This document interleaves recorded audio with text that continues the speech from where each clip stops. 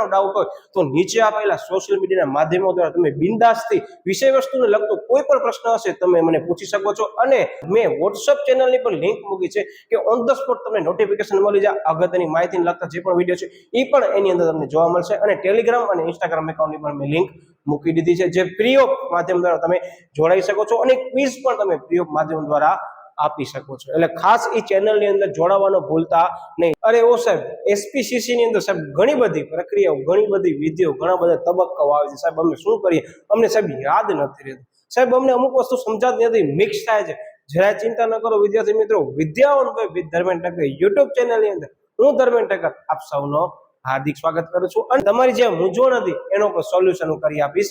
વિડીયોને છેલ્લે સુધી જોજો અને એસપીસીસી ના આગળ પણ મૂકેલા દરેક વિડીયો ખાસ જોઈ લેજો.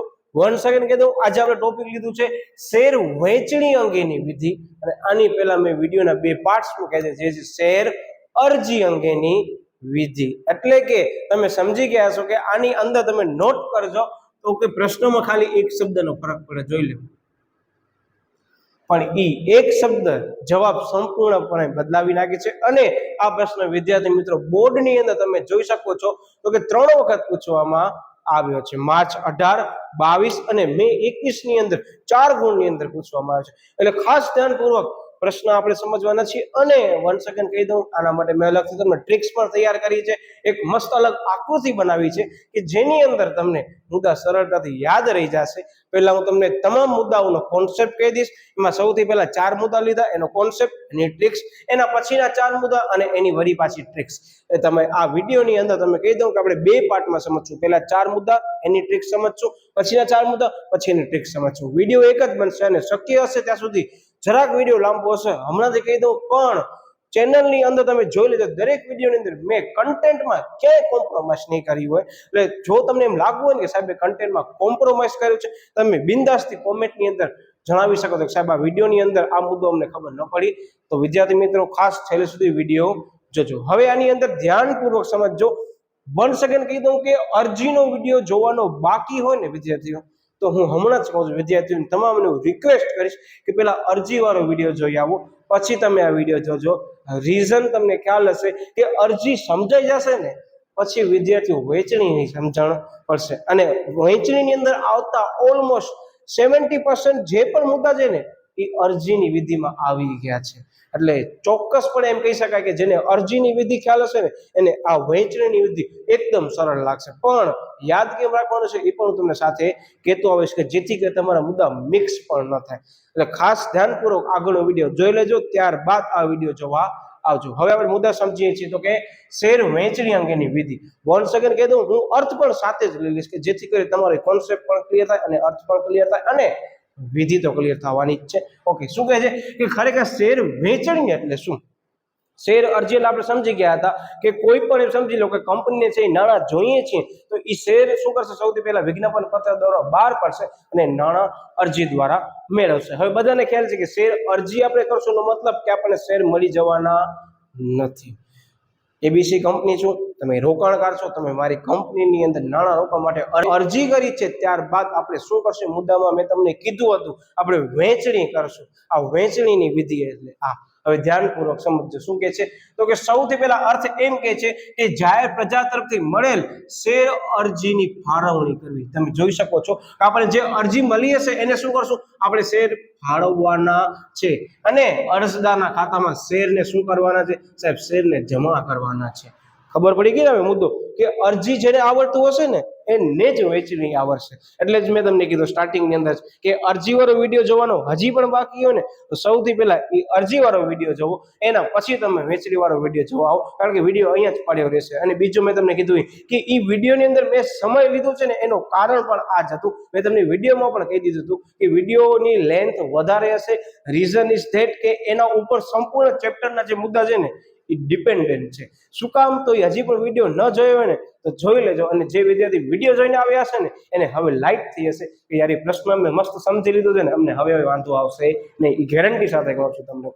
ઓકે યસ અને બોર્ડની અંદર પણ પૂછાયેલું છે 3 વખત એટલે વિદ્યાર્થીઓ ખાસ ધ્યાનપૂર્વક આપણને સમજવાનો છે. ઓકે શું કે તેની અંદર હવે આવે છે એની વિધિ. ખાસ ધ્યાન રાખજો, પરીક્ષામાં જો પ્રશ્ન 5 માર્ક્સમાં દેખાય છે એનો મતલબ કે અર્થ લખી નાખવાનો આંખ બંધ કરીને. તે સૌથી સરળ છે, મેં તમને મેઇન કીવર્ડ્સ આપી દીધા. હવે આવે છે એની વિધિ. ક્યારેક શું કહેશે વિધિ સમજાવો, કોઈ ક્યારેક એમ કહેશે કે પ્રક્રિયા સમજાવો, ક્યારેક એમ કહેશે તબક્કા સમજાવો. મતલબ તમામ વસ્તુની અંદર મુદ્દા તમારા ફરજિયાતપણે જે ક્રમમાં આપેલા છે ચોપડીમાં એ જ ક્રમમાં આવવા જરૂરી છે. શું કામ સાહેબ? પ્રક્રિયા છે સાહેબ, વિધિ છે, અને વિધિનો ક્યારેય પણ ક્રમ જિંદગીમાં બદલે નહીં, પરીક્ષા માટે કરીને. ઓકે, હા, બદલાવશો તો માર્ક્સ કટ થવાની સંભાવના રહેલી છે. કેટલા એ તમારા પેપર ચેક કરવા વાળા ઉપર ડિપેન્ડ કરે છે. Yes, okay. હવે શું કીધું? 1 થી 4 મુદ્દા સૌથી સહેલા. શેના માટે?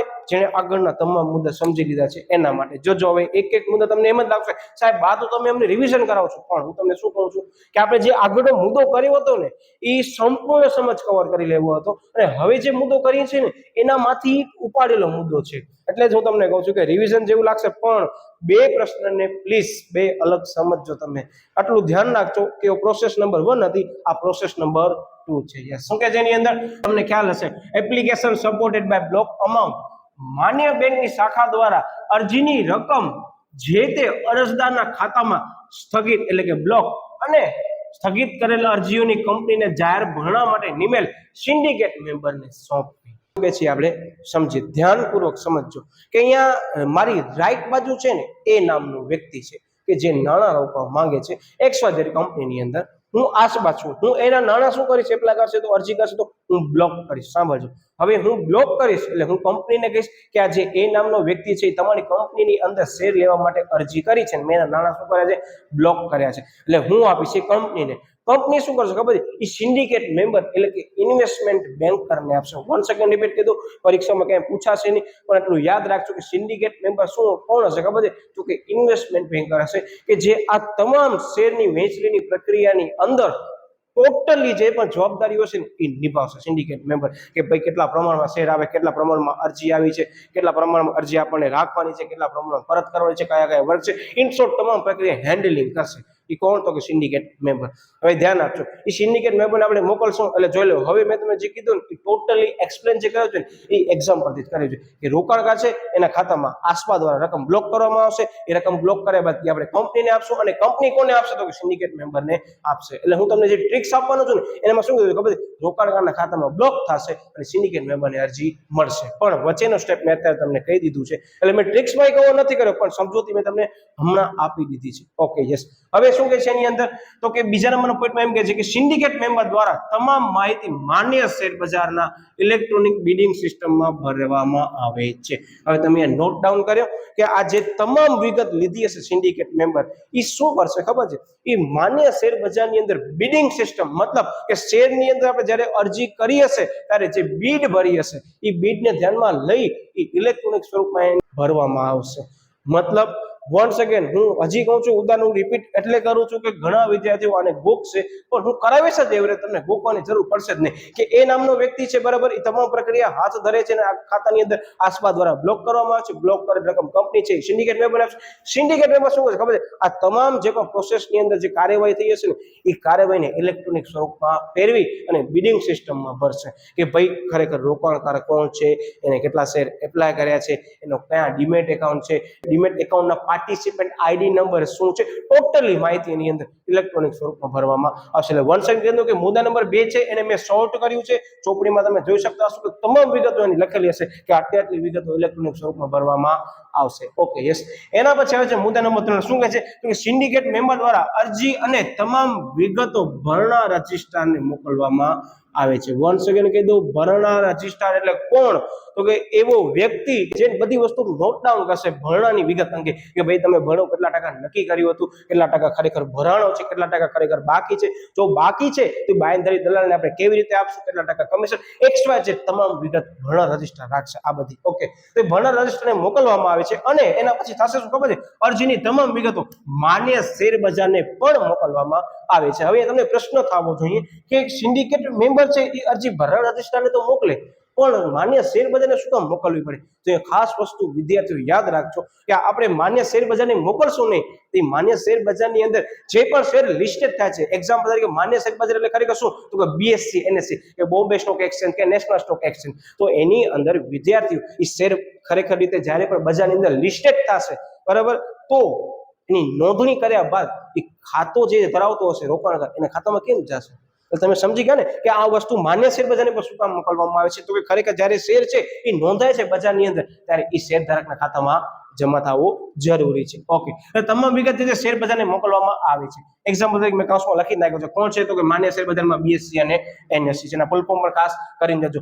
બોમ્બે સ્ટોક એક્સચેન્જ અને national stock exchange. Okay, yes. એના પછી ફોર્થ પોઈન્ટ આવે છે કે ભરણા રજિસ્ટ્રારને આવેલ અરજીઓને રોકાણ કરનારા જુદા જુદા વર્ગમાં વહેંચણી કરી તેનું સંપૂર્ણ વિગતો સાથેનું પત્રક તૈયાર કરવામાં આવે છે. હવે આ પણ મુદ્દો આપણે આગળ સમજી ગયા છે. મેં તમને ખબર છે મુદ્દો સમજાવતી વખતે ભાર દઈને એક એક મુદ્દો સમજાવતો. ઇવન એની અંદર મેં આંકડાકીય માહિતી પણ લીધી હતી કે જે પરીક્ષાની અંદર તમને પૂછાતી નથી, પણ તમે સમજેલું હશે ને તો ભવિષ્યમાં તમે કોઈ પણ IPO ભરવા માંગો છો તો તમને જરૂરથી કામ આવશે. ઓકે, ના વિડીયોની અંદર સમજૂતી સરળતાથી સમજી ગયા છો, પણ તોય આપણે એકવાર લઈ લઈએ કે કયા પ્રકારના જુદા જુદા વર્ગો છે. અને વિદ્યાર્થીઓ બોર્ડની અંદર 2 માર્કની અંદર 3 વખત પૂછેલો છે, માર્ચ 18 અને 21 ની અંદર, કે આ જે રોકાણકારના વર્ગો છે કયા કયા છે જણાવો. વિચાર કરો વિદ્યાર્થી મિત્રો, એ ખાલી 4 મુદ્દા છે ને એ 2 ગુણની અંદર પૂછાણા છે. એની વિસ્તૃત સમજૂતી પણ નથી, એટલે હું કોઈ પણ અત્યારે રિપીટ કરી દઉં છું, એટલું યાદ રાખજો. મેં એ મુદ્દામાં કીધું હતું, અત્યારે પણ રિપીટ કરી દઉં છું કે જુદા જુદા રોકાણકારના વર્ગો કયા છે તે જણાવો. બોર્ડની અંદર 3 થી વધારે વખત પૂછાયેલો પ્રશ્ન છે. જવાબમાં શું હશે યાદ રાખજો તો કે છૂટક રોકાણકાર, પછી ઊંચી નેટવર્થ વાળા એટલે કે HNI જે છે એ રોકાણકારો આવશે, પછી વિદેશી રોકાણકાર જેને FII કહેવામાં આવે છે, પછી સંસ્થાકીય રોકાણકાર જેને ઇન્સ્ટિટ્યુશનલ ઇન્વેસ્ટર તરીકે ઓળખવામાં આવે છે, અને પછી કંપનીના કર્મચારીઓ. આ યાદ રાખજો, અહીંયા લખી દઉં છું કે કંપનીના કર્મચારી માટે કરીને પણ એક અલગથી કોટા રાખવામાં આવે છે. ઇંગ્લિશમાં એને કોટા કહેવામાં આવે છે. ઘણા બધા કોટા હોય, HNI quota, retail quota, employ quota, FII quota, institutional investor quota. એટલે ટૂંકમાં આવી રીતે શું કરવામાં આવે છે, એનું વર્ગીકરણ કરી અને એક વહેંચણી પત્રક તૈયાર કરવામાં આવે છે. અને આ મુદ્દો તમને બધાને ખ્યાલ છે કે અરજીની અંદર આવતો હતો કે વહેંચણી કરી અને આપણે એનું પત્રક તૈયાર કરો, 4થા નંબરનો મુદ્દો. એટલે હજી પણ એ વિડીયો હું એટલે જ કહું છું, વારંવાર હું એ પ્રશ્નનો એટલે અહીંયા ઉલ્લેખ કરું છું કે એ પ્રશ્ન સમજાયેલું હશે ને તો આ પ્રશ્ન તમારા માટે ચપટીનો ખેલ છે. હા, ચોક્કસ એમ કહીશ કે આને કરવું પડશે એવું માનતા નહીં કે ઓ પ્રશ્ન કરી નાખ્યો એટલે પ્રશ્ન અમારો થઈ ગયો છે. હા, જોવું પડશે, એકવાર કોન્સેપ્ટ ક્લિયર કરવો પડશે, કયા મુદ્દા કયા ક્રમમાં છે એ પણ આપણને જોવું પડશે. હવે 4 મુદ્દા આશા છે તમને સમજાઈ ગયા છે. હવે આપણે એની ટ્રિક્સ લઈએ છીએ કે તમે જેની રાહ જોતા હતા કે સાહેબ અમને ટ્રિક્સ આપો, પરીક્ષાની અંદર મુદ્દો યાદ કેમ રાખવો, તો મેં એક આકૃતિ બનાવી છે. કોઈ ચોખ્ખો એકદમ પરીક્ષાની અંદર આકૃતિ દોરવાની જરૂર નથી, કારણ કે એ મેં બનાવે છે તમને યાદ રહે એના માટે કરીને. ચોપડીમાં ક્યાંય દોરી નથી, પણ હા એ આકૃતિ ક્યારે યાદ રહેશે ખબર છે? આ 4 મુદ્દાને આગળનો પ્રશ્ન થઈ ગયો છે ને પછી તમને આકૃતિ સમજાશે. હું અત્યારે સમજાવવાનો તો છું જ, પરીક્ષા વખતે ફરીથી જોઈ પણ લેજો વિડીયોને, પણ હું હજી કહું છું કે આકૃતિ ભલે તમે અત્યારે દોરી નાખો અને સમજવા માટે તમને વિડીયો જોવું પડશે, કારણ કે મેં આકૃતિ એવી રીતે બનાવી છે કે જેણે વિડીયો જોયો હશે એને જ આકૃતિ સમજાશે. એટલે ધ્યાનપૂર્વક આપણે આકૃતિ પહેલા 4 પોઈન્ટની સમજી લઈએ કેમ યાદ રાખવાની છે ટ્રિક્સથી. ઓકે, હવે એ જે 4 મુદ્દા છે એની આકૃતિ મેં બોર્ડ ઉપર દોરી છે. ધ્યાનપૂર્વક આકૃતિ પર સમજજો ને પરીક્ષા વખતે આકૃતિ સમજીને જ પછી આકૃતિ તૈયાર કરજો. ઓકે, સૌથી પહેલા તમે જોઈ શકતા હશો કે અરજીની રકમ બ્લોક કરવામાં આવે છે. કોના દ્વારા બ્લોક કરવામાં આવશે? સાહેબ આસપા દ્વારા આસપા દ્વારા બ્લોક કરવામાં આવશે અને કંપનીને આપવામાં આવશે. કંપની કોને આપશે? સાહેબ સિન્ડિકેટ મેમ્બરને આપશે. તમે સમજી ગયા? મેં તમને કીધું અહીંયા મેં વચ્ચેના સ્ટેપ મેં દૂર કરી નાખ્યા છે, એટલે આગળનો મુદ્દો સમજવો જરૂરી છે. ઓકે, અરજીની રકમ બ્લોક સિન્ડિકેટ મેમ્બરને સોંપવામાં આવે છે. ઓકે, મુદ્દા નંબર 1 તમારો થઈ ગયો અહીંયા ક્લિયર. જો તમે કેટલી સહેલી રીતે આપણે મુદ્દાને યાદ રાખ્યો છે. ઓકે, બીજા નંબરનો પોઈન્ટ શું કહે છે ખબર છે? એને માન્ય શેર બજારમાં શું કરવામાં આવે છે? બીડ કરવામાં આવે છે, મતલબ ભરવામાં આવે છે. હવે આ બીડિંગ એટલે કે ઇલેક્ટ્રોનિક સ્વરૂપમાં હશે. ઓકે, એટલે આ આપણે ધ્યાનમાં રાખવાનું છે. Okay, yes. બીજા નંબરનો મુદ્દો માન્ય શેર બજારમાં ભરી દીધા બાદ સિન્ડિકેટ મેમ્બર તમે જોઈ શકો જે મેં તીર બનાવી છે ને એ અહીંયાથી સીધી તમે જોતા હશો જાય છે મુદ્દા નંબર 3 માં. મતલબ કે જે સિન્ડિકેટ મેમ્બર હશે આ જે માહિતી છે કોને મોકલશે? તો કે ભરણા રજિસ્ટ્રાર અને માન્ય શેર બજારને આ વિગતો મૂકશે. ઓકે, આ વિગતો મૂક્યા બાદ 4થા નંબરનો મુદ્દો શું કહે છે કે રોકાણ કરનારના વર્ગમાં વિભાજિત કરી અને પત્રક તૈયાર કરવામાં આવે છે. તમે જોઈ શકતા હશો કે કેટલી સરળતાથી 4 મુદ્દા આ આકૃતિમાં મેં કવર કરી દીધા છે. આ આકૃતિ માત્ર તમારી ટ્રિક્સ માટે છે, પરીક્ષામાં ક્યાંય આનો ઉલ્લેખ કરવાની જરૂર નથી. અને હા, તમારી અનુકૂળતા મુજબ આની અંદર તમે ફેરફાર કરી શકો છો. લાઈક એક્ઝામ્પલ મેં તમને કીધું અહીંયા મેં 1 અને 2 કર્યા, તમે 4 ભાગ કરી શકો છો, પણ પરીક્ષાની તમને યાદ આવવો જરૂરી છે. બીજી વસ્તુ આની અંદર પ્રશ્ન જ ખૂબ જ અગત્યનો ભાગ ભજવે છે. મેં તમને સ્ટાર્ટિંગમાં કીધું એ મુજબ આની અંદર ઘણા વિદ્યાર્થીઓ વહેંચણી જોતા જ નથી. સમજી ગયા? અરજી એટલે વાત થઈ પૂરી. બધાને એવું લાગે છે કે આ ચેપ્ટરની અંદર એક જ વિધિ છે, પણ તમને કહી દઉં આની અંદર એકથી વધારે વિધિ છે. એટલે ખાસ ધ્યાનપૂર્વક સૌથી પહેલા પ્રશ્ન જ વાંચજો, હું એટલું જ કહીશ. ઓકે, એટલે આ ચારે ચાર ટ્રિક્સ છે, તમે અત્યારે એવું હોય તો સ્ક્રીનશોટ પાડી શકો છો. પછી આપણે આગળના ચાર મુદ્દા સમજીએ છીએ આ જ વિડીયોની અંદર. એટલે વિડીયોની લંબાઈ ચોખ્ખો કહી દઉં અત્યારે વધારે હશે.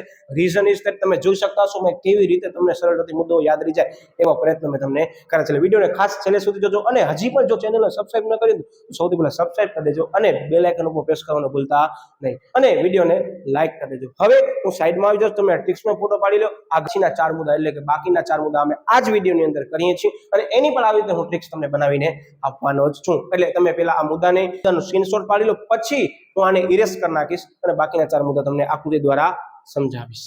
તો પ્રકાશના રિફ્લેક્શનના કારણે તમને આ વસ્તુ થોડીક બ્લર દેખાતી હશે અથવા અજવાસના કારણે નહીં દેખાતી હોય, એટલે વિદ્યાર્થી મિત્રો હું આને ગ્રુપમાં મૂકી દઈશ. આ વિડીયોની હું ડિસ્ક્રિપ્શન બોક્સની અંદર મૂકી દઉં છું, કે જેની અંદર તમે ટેલિગ્રામ ચેનલમાં જોઈન થઈ જાઓ, જેમાં અગત્યના મોસ્ટ ટાઈમ પ્રશ્નોની પીડીએફ આવશે. ઇવન તમે જે ક્વિઝ કહેતા હતા કે સાહેબ મોસ્ટ ટાઈમ પ્રશ્નોની અમને ક્વિઝ આપી છે ગૂગલ ફોર્મ દ્વારા ફ્રી ઓફ, તો એની પર હું લિંક ત્યાં મૂકી દઈશ. અને વિવિધ આઈએમપી મટીરિયલ્સ કે આ ટોપિકને લગતા અમુક પ્રશ્નો એવા છે કે એની હું પીડીએફ બનાવી બોર્ડ વર્કની હું ગ્રુપમાં મૂકું છું. એટલે એ ટેલિગ્રામ ગ્રુપમાં હજી પણ જોઈન થવાનું રહી ગયા તે ટેલિગ્રામ ગ્રુપની અંદર જોઈન થઈ જજો, તેમજ વોટ્સઅપ ચેનલની અંદર જોઈન થઈ જજો, કે જેથી કરીને તમને કોઈ પણ પ્રકારની વિડીયોની નોટિફિકેશન ઝડપથી મળી શકે છે. એટલે ખાસ વિદ્યાર્થી મિત્રો એ ભૂલતા. એટલે હવે આપણે બાકીના ચાર મુદ્દા એટલે કે 8 મુદ્દા સમજીએ છીએ. મેં બોર્ડ ઉપર એઝ ઇટ ઇઝ રાખ્યા છે. છેલ્લે કરવાનો શું છું કે આ જે ચાર મુદ્દા છે એ અને આ તમામ લખણ ભૂસાડી અને બાકીના ચાર મુદ્દા હું આના સાથે એક જોઈન્ટ બનાવી દઈશ. તમને એમ સમજી લો કે એક મસ્ત આકૃતિ બનાવી દઈશ. એટલે મુદ્દા મેં અહીંયા જ રાખ્યા છે. આ કોન્સેપ્ટ તમામ સમજાવી લો, પછી આનો સ્ક્રીનશોટ પાડી લેજો, પછી આખો લખણ હું ઇરેઝ કરી નાખીશ અને બોર્ડ ઉપર આકૃતિને થોડીક વિસ્તૃત તમને કરી દઈશ. એટલે છેલ્લા ચાર મુદ્દાની જે ટ્રિક્સ છે ને એ હું આના સાથે લિંક કરી દઈશ, જેથી કરી તમારી 8 મુદ્દાની એક લિંક તમને આ શેપની અંદર યાદ રહી જાય. ઓકે, હવે બાકીના ચાર મુદ્દા છે ને વિદ્યાર્થીઓ સૌથી સરળ છે. આગળના ચાર મુદ્દા તમને સમજાઈ ગયા, પેલા ચાર મુદ્દા, તેના પછી ચાર મુદ્દા રિપીટ જેવા લાગશે, તમને કીધો પણ આવીશ. જોજો હવે શું કહે છે તો કે મુદ્દા નંબર 5 માં એમ જ કહે છે કે મુદ્દા નંબર 4 ની તમે જે રોકડના વર્ગની અંદર વિભાજિત કર્યો હતો અને જે પત્રક બનાવ્યો હતો એને ધ્યાનમાં લઈને કરવાનું શું છે ખબર છે વિદ્યાર્થીઓ? આની અંદર કે છે કે ભણા રજિસ્ટ્રાર, સિન્ડિકેટ મેમ્બર જે બંને વ્યક્તિઓ છે અને ત્રીજો લીડ મેનેજર છે, એ ત્રણે ત્રણ શું કરશે ખબર છે? તો કે કંપનીના સેક્રેટરી અને સંચાલક મંડળ સાથે મળી આવેલ અરજીઓની ફાળવણી નક્કી કરશે. શું કહે છે તો કે આવેલ અરજીઓની અને તે વર્ગમાં શેર ફાળવવા માટે કરી ફાળવણીનો આધાર નક્કી કરશે. સાહેબ આ ફાળવણીનો આધાર કયો હશે? તો વન સેકન્ડ હું એમ જ કહીશ કે અરજી વખતે ખબર છે મેં તમને શીખવાડ્યું હતું કે ભાઈ રિટેલ છે એની ટકાવારી એટલી હોવી જરૂરી છે, એનાથી વધારે જાય તો એનો જે છે એ એચએનઆઈ કોટાની અંદર સમાવેશ થાય. હવે એચએનઆઈ કોટામાં પણ કેટલા ટકા હોવા જોઈએ, તો એ તમામ ટકાવારી છે એને ધ્યાનમાં લઈને જ ફાળવણીનો આધાર નક્કી કરવામાં આવે છે, જે ઓલરેડી તમે વિજ્ઞાપન પત્ર બહાર પાડ્યું છે એની અંદર ઉલ્લેખ જ કરેલું હશે. એટલે હું તમને એક સેમ્પલ પણ આપી દઉં છું આની અંદર, ચેનલમાં પણ અપલોડ કરી દઈશ કે ખરેખર જે પ્રોસેસ છે કેવી રીતે થાય છે. તો કે 10%, 12%, 20% કયા બેસિસ ઉપરથી છે, હું જસ્ટ સેમ્પલ જ તમને આપવાનું છું, એવું માનીને ન હાલતા કે આમ જ હોય છે. ટકાવારીમાં થોડા ઘણા ફેરફાર થઈ શકે છે, જે દરેક કંપની ઉપર પોતાની ઉપર નિર્ભર કરે છે. શું કરશું તો કે જે રોકાણ જુદા જુદા વર્ગ નક્કી કર્યા હતા એને ધ્યાનમાં લઈ આપણે ફાળવણીનો આધાર નક્કી કરશું. અને આધાર કોના બેસિસ ઉપરથી તૈયાર હશે તો કે સંચાલક મંડળ અને કંપનીના સેક્રેટરીને ધ્યાનમાં લઈ નક્કી કરવામાં આવે છે. એટલે આમ સમજી લો કે 1 માર્કનો પ્રશ્ન પૂછાઈ શકે છે. ધ્યાન રાખજો કે કંપનીનો સેક્રેટરી અને સંચાલક મંડળ પાસેથી અરજીનો આપણે શું કરવાના છે? આધાર નક્કી કરવાના છે. Okay, yes. એના પછી 6 નંબરનો મુદ્દો આવે છે કે ફાળવણીનો આધાર લઈ જુદા જુદા અરજદારો વચ્ચે શેરની શું કરવામાં આવે છે? ફાળવણી કરવામાં આવે છે. તમે નોટ ડાઉન કર્યો? મુદ્દા નંબર 5 અને મુદ્દા નંબર 6 એક જ છે, પણ એ લોકો શું કરે કે બે ભાગમાં નાખે. પહેલા આપણે શું કરશું? આધાર નક્કી કરશું. આધાર નક્કી કરશું ફાળવણીના પછી આપણે ખરેખર શેરને શું કરશું? ફાળવશું. મુદ્દા નંબર 5, 6 તમારો થઈ ગયો અહીંયા ક્લિયર. ઓકે, હવે જે મુદ્દા નંબર 7 છે ને વિદ્યાર્થીઓ, એ પણ મુદ્દા નંબર 4 જેવું મેં એટલે જ બોર્ડ ઉપર રાખ્યા મુદ્દા કે તમને એમ જ લાગશે રિપીટ થાય છે. જો કે છે કે ભરણા રજિસ્ટ્રાર દ્વારા શેર ફાળવણીનું પત્રક તૈયાર કરી, તમે જોઈ લીધું આપણે પત્રક તૈયાર કર્યો તો. ઓકે, પત્રક તૈયાર કરી માન્ય શેર બજારને, ડિપોઝિટરી અને સેબીને મોકલવામાં આવે છે. હું તમને સમજાવવા મુદ્દો શું કહેવા માંગે છે કે ભરણા રજિસ્ટ્રારે જે પણ પત્રક તૈયાર કર્યો હશે ખરેખર અરજી આવી છે એનો, તો એ શું કરશે ખબર છે? એ એક માન્ય શેર બજાર એટલે કે બીએસસી એનએસસી ને મોકલશે એની વિગત કે આટલા રોકાણકારો છે એને અમે શેર વેચણી કરવા માટે ફાળવણીનો આધાર નક્કી કર્યો છે. હવે ડિપોઝિટરીને પણ આપવામાં આવશે. તો ડિપોઝિટરી કોણ છે ખબર છે? આગળના વિડીયોમાં મેં સમજૂતી લીધી જ છે. 1 સેકન્ડ કહી દઉં કે ડિપોઝિટરીની અંદર આવશે ભારતની 2 ડિપોઝિટરી, એક છે એનએસડીએલ અને બીજો છે સીડીએસએલ. એનામાં યાદ રાખજો વિદ્યાર્થી મિત્રો, એનએસડીએલ ની સ્થાપના સૌપ્રથમ વખત કરવામાં આવી છે, ત્યારબાદ સીડીએસએલ ની સ્થાપના કરવામાં આવી હતી. કેમ યાદ રાખવાનું છે? તો આપણી ચેનલની અંદર ઓસીના ચેપ્ટર નંબર 9 ની અંદર અને મેં વિસ્તૃત સમજૂતી આપી છે અને ટ્રિક્સ પણ આપી છે અને શોર્ટ્સ પણ અપલોડ કર્યો છે કે કેવી રીતે આપણે યાદ રાખવાનો છે. રિપીટેડ પોઈન્ટ છે, મેં તમને પહેલા જ કીધું, કારણ કે ઓલરેડી આ મુદ્દો વાણિજ્ય વ્યવસ્થાના સંચાલનની અંદર ચેપ્ટર નંબર 9 માં આવે છે. હું તમને શોર્ટમાં કહું છું કે ડિપોઝિટરી છે એનએસડીએલ સીડીએસએલ છે. જ્યારે ડિપોઝિટરી પાર્ટિસિપન્ટ છે તો એની નીચે આવતા તમામ બ્રોકરો આવશે. એક્ઝામ્પલ તરીકે શેરખાન છે, એન્જલ બ્રોકિંગ છે, ઝેરોધા છે, XYZ તમામ બ્રોકર આવશે. આ બે વસ્તુથી વિદ્યાર્થીઓ ઘણા બધા કન્ફ્યુઝ થાય છે. મેં આ વિડીયોની અંદર પણ કવર કર્યું છે અને એની વિસ્તૃત સમજૂતી મેં વાણિજ્ય વ્યવસ્થાના સંચાલનમાં ચેપ્ટર નંબર 9 માં પણ આપી દીધી છે. ખાસ એ વિડીયો જોઈને દેજો, કારણ કે વાણિજ્ય વ્યવસ્થાના સંચાલનની અંદર એ ચેપ્ટર નંબર 9 ની અંદર જે મેઇન પોઈન્ટ છે એની મેં સમજૂતી આપે છે. જ્યાં વિદ્યાર્થીઓ ગોકે છે અથવા જ્યાં વિદ્યાર્થીઓની એમ સમજી લો કે મિસ્ટેક થવાની સંભાવના વધી જશે, એનો મેં શોર્ટકટ બનાવી નાખ્યો છે 1 મિનિટનો, કે જેથી કરી એને વિડીયો સરળતાથી સમજાઈ જાય. 1 મિનિટની અંદર એનો કોન્સેપ્ટ ક્લિયર, એક નહીં બે કોન્સેપ્ટ ક્લિયર થઈ જશે 1 મિનિટની અંદર. એટલે ખાસ એ શોર્ટ્સ પણ જોવાના બાકી હોય ને તો તમે ચેનલની અંદર ખાસ જોઈ લેજો. મેં ચેપ્ટર વાઇઝ પ્લેલિસ્ટની અંદર પણ મૂક્યા છે અને શોર્ટ્સની અલગથી પ્લેલિસ્ટ પણ બનાવી છે. Okay, yes. હવે શું કહે છે તો કે આપણે ડિપોઝિટરીને મોકલશું તો ડિપોઝિટરી શું કામ મોકલશું? તો ડિપોઝિટરી આપણા નામે ઇશ્યુ કરશે, ટ્રાન્સફર કરશે શેરને, એટલે ઓકે, યસ. પછી આવે છે last point but not least. શું કહે છે તો કે ડિપોઝિટરી દ્વારા અરજદારના ડીમેટ ખાતામાં શેર શું કરવામાં આવે છે? જમા કરવામાં આવે છે. જે વ્યાખ્યામાં તમને કીધું નતું કે શેર ખાતામાં જમા કરવા, આ બસ આ પોઈન્ટ જોઈ લો તમે વ્યાખ્યાની અંદર એન્ડિંગ પોઈન્ટ અને આપણા પોઈન્ટમાં પણ લાસ્ટ પોઈન્ટ છે. ઓકે, હવે આની અંદર એમ કે છે કે તમારા પાસે અરજીની સંખ્યા વધારે આવી છે, તમે બધાને શેર તો ફાળવી નહીં શકો. એક્ઝામ્પલ તરીકે મેં 1 કરોડ શેર બહાર પાડ્યા છે અને ઘણા બધા લોકોએ અરજી કરી છે. 7 કરોડ શેરની મારા પાસે અરજી આવી. મતલબ શું ખબર છે? એ લોકોએ હજી અરજી કરી છે, મેં એને શેર ફાળવ્યા નથી અને શેર જ 1 કરોડ બહાર પાડ્યા છે અને 7 કરોડ રૂપિયાના શેરના મને નાણાં અલગ અલગ અરજદારોએ મોકલ્યા છે. તો શું કરવું પડશે સાહેબ? 6 કરોડના વધારાના નાણાં તમને પરત કરવા પડશે અને એને ફાળવણીની અંદર લેવામાં પણ નહીં આવે. એનો મતલબ એને જાણ કરવામાં આવશે કે તમે અમારા ઇન્વેસ્ટર તરીકે એપ્લાય કર્યું હતું પણ તમને આ શેર ફાળવવામાં આવ્યા નથી. તમને મેઇલ અને SMS દ્વારા જાણ પણ કરવામાં આવશે. એ BSE NSE પર તમને મોકલશે અને તમારો બ્રોકર પણ મોકલશે. ઇવન જે પણ કંપનીના એમ સમજી લો કે એન્કર હશે એ પણ તમને મોકલશે, કે જેથી કરીને રોકાણકારને એમ ન લાગે કે મને શેર નથી લાગે, એનો પ્રૂફ શું છે. બરાબર, સંપૂર્ણ ટ્રાન્સપરન્ટ પ્રોસેસ હાથ ધરવામાં આવશે. તમે ભવિષ્યમાં કોઈ પણ IPO માટે એપ્લાય કરશો તો તમને આનો મેલ પણ આવશે જે આ વસ્તુનો સ્ટેપ તમને સૂચવે છે. ઓકે, મતલબ શું કહે છે કે નામંજૂર કરેલ શેર અંગે SMS અને ઈમેલ દ્વારા અરજદારને જાણ કરવામાં આવે છે અને ત્યારબાદ લીડ મેનેજર દ્વારા માન્ય શેર બજાર પર શેરની નોંધણીની પ્રક્રિયા હાથ ધરવામાં આવે છે. હવે કોનું કામ આવે છે ખબર છે? હવે આવે છે લીડ મેનેજરનું, કે જે ખરેખર આપણો માન્ય શેર બજાર એટલે કે BSE NSE ઉપર ઈ શેરને લિસ્ટેડ કરશે અને શેર નોંધણીની પ્રક્રિયા હાથ ધરવામાં આવે છે BSE NSE ઉપર. હું 1 સેકન્ડ કહી દઉં, એક આની માઇનર કોન્સેપ્ટ આવે છે જે વિદ્યાર્થીઓના મગજમાં ક્યારેક કન્ફ્યુઝન ક્રિએટ કરે છે અને એમ લાગે છે કે સાહેબ આ તો શેર ખરેખર બજારની અંદર સ્ટોક માર્કેટમાં તો બાય સેલ થતા હોય, તો આ પ્રક્રિયા ક્યાં હાથ ધરવામાં આવે? તો કાન ખોલી સાંભળી લેજો કે આ પ્રક્રિયા ક્યારે હાથ ધરવામાં આવે છે ખબર છે? જ્યારે પ્રાથમિક મૂડી બજારની અંદર IPO દ્વારા શેર દ્વારા કંપની શું કરવા માંગે છે? પોતાના શેરને લિસ્ટેડ કરી અને શેરધારક પાસેથી નાણાં લેવા માંગે છે, ત્યારે આ પ્રક્રિયા હાથ ધરવામાં આવે છે. એટલે ખાસ ધ્યાનપૂર્વક વિદ્યાર્થીઓ સમજી લેજો વસ્તુ શું છે. બાકી તમે કહેતા સાહેબ શેર માર્કેટની અંદર શેર બાય અને સેલ થતા હોય ત્યાં આ બધી ક્યાં પ્રક્રિયા હાથ ધરવામાં આવે છે? હા, એ પ્રક્રિયા હાથ ધરવામાં નથી હોતી, પણ એ જે કંપનીના શેર છે કે એક્સિસ બેંક છે કે અદાણીનો કોઈ પણ શેર છે, એ જ્યારે પણ સ્ટાર્ટિંગમાં પ્રથમ વખત IPO દ્વારા એટલે કે ઇનિશિયલ પબ્લિક ઓફર દ્વારા જ્યારે પણ બજારની અંદર લિસ્ટેડ થયો છે ને એની પહેલા આ તમામ પ્રક્રિયા ફોલો કરવી જરૂરી છે સેબીની માર્ગદર્શિકા મુજબ. એટલે ખાસ વિદ્યાર્થીઓને એવું થતું હશે કે આ બધી વસ્તુ અમને તો દેખાતી નથી, કેમ થતી હશે? તે ખરેખર વસ્તુ ઓલરેડી જ્યારે શેર બજારની અંદર લિસ્ટેડ થતું હોય ને એની પહેલા થાય છે. એટલે જ્યારે પણ હવે તમે કોઈ પણ કંપનીનો ભવિષ્યમાં આગળ જાઓ છો અને IPO ની અંદર જાહેર ભણવા માટે કરી, પબ્લિક ઇસ્યુ માટે કરીને IPO દ્વારા રૂપિયા ભરી અને શેર લેવા માંગો છો ત્યારે આ પ્રક્રિયા હાથ ધરવામાં આવે છે. એટલે આ મેં તમને અહીંયા કોન્સેપ્ટ વાઇસ જ કરાયું છે.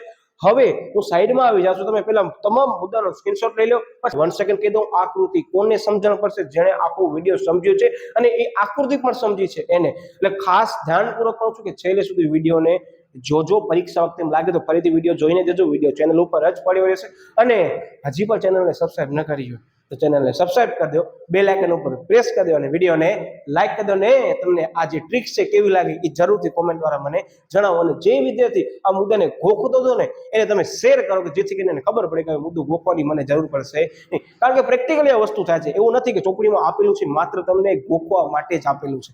એટલે ખાસ ધ્યાનપૂર્વક સમજવાની દ્રષ્ટિએ દરેક મુદ્દો કરી આપણે આગળ વધશું. આ આકૃતિ તમે જોઈ શકતા હશો કે મેં આગળ જે પહેલા આકૃતિ દોરી હતી એ જ આકૃતિ છે, પણ મેં સંપૂર્ણ એક બોર્ડની અંદર કવર કરી લીધી છે કે જેથી તમને છેલ્લા દિવસે કામ આવે. છેલ્લે તમે સ્ક્રીનશોટ પાડી લેજો અને આનો હું ફોટો વોટ્સઅપ ચેનલની અંદર પણ મૂકી દઈશ. વન સેકન્ડ કહી દઉં કે આ માત્ર તમને યાદ રાખવા માટે કરીને જ છે, પરીક્ષામાં ક્યાંય દોરવાની જરૂર નથી. સૌથી પહેલા તમે જોઈ શકતા હશો અરજીની રકમ સ્થગિત કરવામાં આવે છે અથવા બ્લોક કરવામાં આવે છે. કોના દ્વારા? તો કે આસપા દ્વારા. પછી સિન્ડિકેટ મેમ્બર જે શું કરશે? માન્ય શેર બજારમાં ઇલેક્ટ્રોનિક સ્વરૂપમાં બિડ કરશે, જેમાં તમામ વિગતો ભરશે. ઓકે, વિગતો ભર્યા બાદ એમ સમજી લો કે એની અંદર શું કરવામાં આવશે? કે વિગત સિન્ડિકેટ મેમ્બર છે કોને મોકલશે? તો કે ભરણ રજિસ્ટ્રારને મોકલશે અને શેર બજારને અરજીની વિગતો મૂકશે. ઓકે, એના બાદ શું કરશે? તો કે રોકાણકારના વર્ગમાં વિભાજિત કરીને પત્રક તૈયાર કરવામાં આવે છે. અને હવે પહેલા આપણે કહેતા લેફ્ટ ટુ રાઈટ, હવે આવવાનું છે રાઈટ ટુ લેફ્ટ. આ ભૂલતા નહીં, કારણ કે યાદ રાખશો આકૃતિ આપણે આમ શેપની અંદર તૈયાર કરી છે, એટલે ભૂલતા નહીં કે જેથી કરી તમારો ક્રમ ભંગ થાય. ઓકે, ત્યાં સ્પષ્ટ શું કરવાનું છે? તો કે આવેલ અરજીની ફાળવણીનો આપણે આધાર નક્કી કરશું. આધાર નક્કી કર્યા બાદ આપણે શું કરશું? સાહેબ શેરની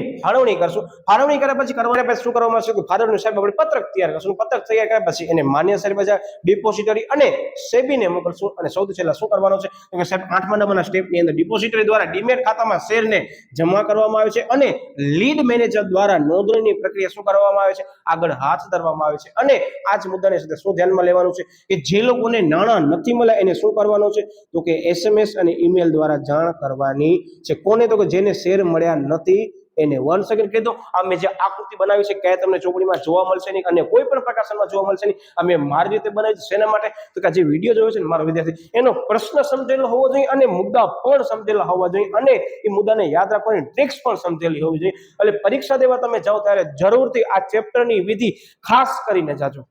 અને આના પછીના વિડીયોમાં આપણે બની જે સેક્રેટરીની ફરજો સાથે મળી છે કે જે માર્ચ 2024 ની અંદર બોર્ડમાં 3 માર્કમાં પૂછવામાં આવ્યો છે. એટલે આ વિડીયોને ખાસ એવા લોકો સુધી પહોંચાડો જે લોકો મુદ્દા સરળતાથી યાદ નથી રાખી શકતા, એને પણ યાદ આપણે રખાવી દઈશું.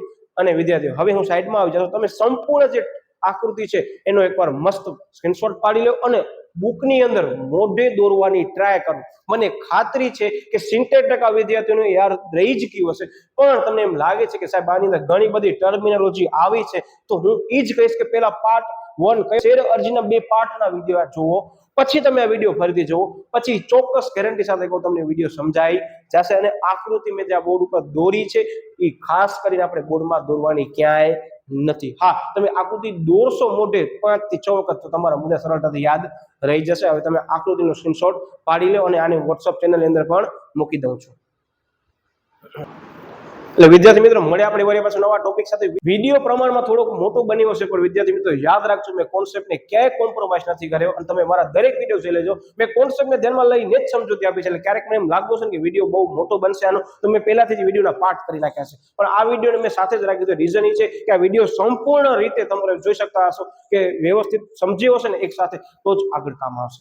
એટલે મળ્યા વળી પાછું વિદ્યાર્થી મિત્રો નવા ટોપિક સાથે.